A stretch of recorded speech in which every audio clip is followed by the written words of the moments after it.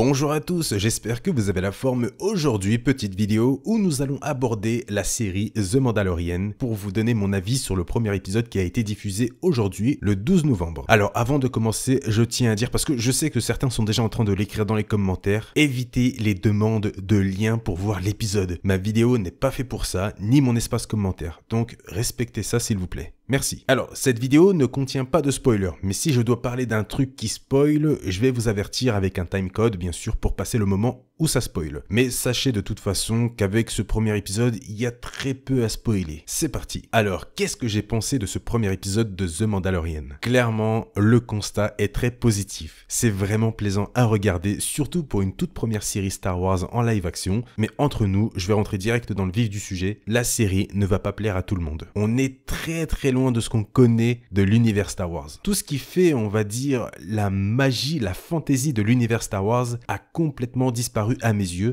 pour quelque chose de plus terre-à-terre, qui se rapproche beaucoup plus d'un Solo et un peu d'un Rogue One. Même si je trouve que le style se rapproche de l'épisode 4 sur certaines scènes au niveau de la réalisation, notamment la scène de la cantina. Alors, c'est pas un spoil, mais l'atmosphère de la cantina fait très épisode 4 au niveau du style, très trilogie. Ça fait ancien, mais dans le bon sens du terme, et aussi avec les moyens qu'on a aujourd'hui. Mais on est très loin du style qu'on peut apercevoir dans d'autres séries, ou même tout simplement dans la prélogie ou la postologie. Même si au niveau de certains effets, on reconnaît très clairement la patte postologie, notamment sur 2-3 visuels qui sont tout de même assez cool à regarder. Bref, c'est vachement cool encore une fois, on a plus l'impression de regarder un truc similaire à Solo qu'un film de la prélogie ou de la postologie, ou même de The Clone Wars ou de Rebels en termes d'ambiance, et c'est très bien. Quitte à aller vers un style crade, un style western tout simplement, autant y aller jusqu'au bout. D'ailleurs, j'adore parce qu'ils veulent vraiment aller vers ce style-là à un tel point que lorsque le Mandalorien marche, on entend le célèbre petit bruit des éperons. Vous savez, le truc qui se met à l'arrière de la botte et qui donne ce fameux bruit de cling quand un cowboy marche. Et bien là, c'est la même chose avec le Mandalorien. On entend ce petit bruit d'éperon. Alors certes, c'est un petit détail au niveau du son, mais c'est ultra important parce que c'est ce genre de détails qui vont te donner directement le ton de la série. Ce genre de petit détail qui va te faire dire « Ah ouais, ça fait très western ».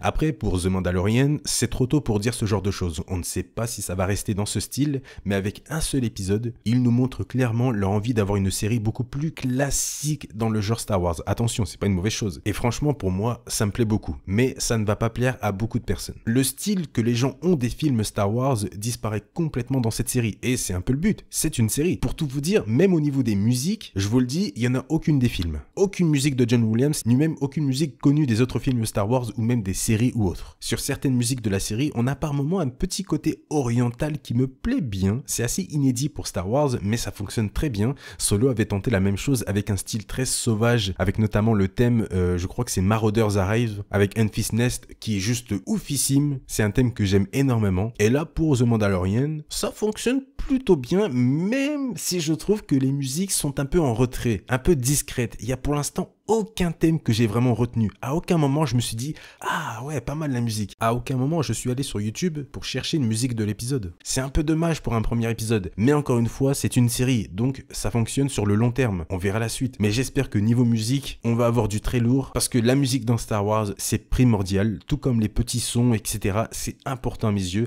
et ça participe au rythme de la série. Donc j'espère que ça va y aller pour les prochains. Pour revenir sur la réalisation, il y a certains effets où j'ai un peu tiqué. Après, ça dépend. Moi, je suis quelqu'un qui aime bien regarder en détail certaines scènes. Et il y avait 2-3 effets où je me suis dit, ouais, ça se voit. Je peux vous le dire, c'est pas un spoiler, mais par exemple, il y a une petite scène avec 2 land speeders et ça se voit que c'est de la 3D. Tu vois que ça se voit. Et ça fait très jeu vidéo. Pareil pour une autre scène avec les blurgs, une espèce de monture. Là aussi, par moments, ça se voyait, ça faisait vraiment très jeu vidéo. Et même sur certains plans, c'était pas ce qu'il y avait de plus joli, on va dire. Et j'ai regardé l'épisode en 2160p. Après, attention, c'est une série, donc le budget n'a rien à voir avec les films, même si déjà le budget de The Mandalorian, il est fou, clairement il est fou. Mais ça n'a rien à voir avec les films, c'est d'ailleurs pour ça que je n'ai rien comparé aux films quand j'ai parlé des effets. C'est pas la bonne chose à faire sur ce point. The Mandalorian n'a pas le budget d'un épisode de la saga, enfin du moins n'a pas le budget des nouveaux films Star Wars. Donc c'est un peu normal que certaines choses sont assez visibles par rapport à ce qu'on peut voir dans les films. Et puis bon, en général, c'est vraiment propre. Et d'ailleurs, gros point sur les costumes et maquillages, notamment celui du Mythrol, une nouvelle espèce, qui a un maquillage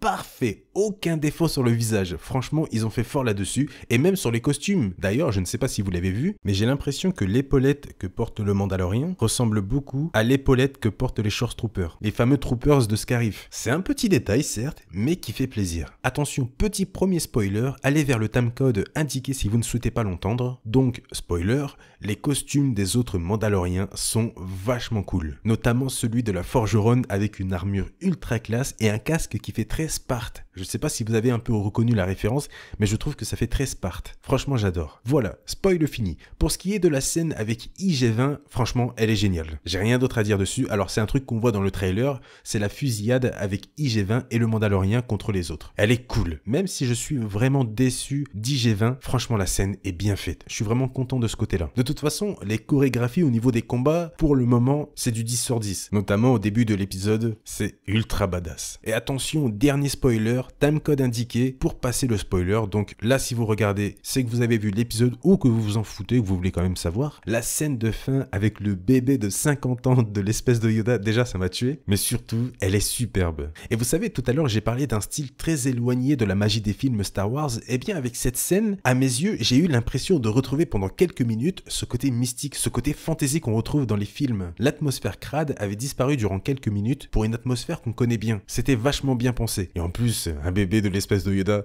c'est magnifique à regarder. J'espère juste qu'ils ne vont pas abuser de ce côté fantasy pour rester fidèles à leur style jusqu'au bout. Voilà, fin du spoiler. J'ai plus rien à dire, je pense, mais en résumé, j'ai adoré. Pour un premier épisode, je ne vais pas dire que c'est parfait, non, mais c'était super plaisant à regarder. Et j'ai vraiment hâte de voir la suite. Et comme dit dans la partie spoiler juste avant, j'espère qu'ils vont rester fidèles à leur style. Parce que pour moi, ça fonctionne. Merci à tous d'avoir regardé cette petite vidéo. N'hésitez pas à réagir dans les commentaires par rapport à ce premier épisode de The Mandalorian si vous l'avez vu. Comme je l'ai dit juste avant, évitez les demandes de liens de streaming, de téléchargement, tout ça, j'accepte pas. C'est pas fait pour, ma vidéo n'est pas fait pour. Voilà, évitez aussi un truc qui va vite m'insupporter, c'est les comparaisons en disant ouais ça c'est mieux que ça c'est mieux que ce film, ça c'est mieux que cette série. Je veux pas de ça c'est mieux que ça m'insupporte, c'est insupportable et ça crée des débats inutiles. Aujourd'hui on parle de The Mandalorian. Voilà, j'espère que j'étais clair dessus. En tout cas si vous avez un avis sur l'épisode 1, allez-y faites-vous plaisir. Ce serait avec grand plaisir de les lire et même de discuter avec vous. Bien sûr comme d'habitude, n'oubliez pas le petit pouce bleu les amis, ça aide énormément, vous connaissez la chanson, donc pensez-y s'il vous plaît. J'ai pas besoin de vous dire de vous abonner ou pas, vous faites comme vous voulez, mais ça fait toujours très plaisir. Et si vous avez un peu de temps à perdre après l'épisode de The Mandalorian, n'hésitez pas à visiter le lien YouTube de la chaîne dans la description. C'est totalement gratuit, ça permet de me soutenir et de soutenir la chaîne. Merci à tous d'avoir regardé cette vidéo. Je vous souhaite une bonne journée ou une bonne soirée. Prenez soin de vous et à la prochaine.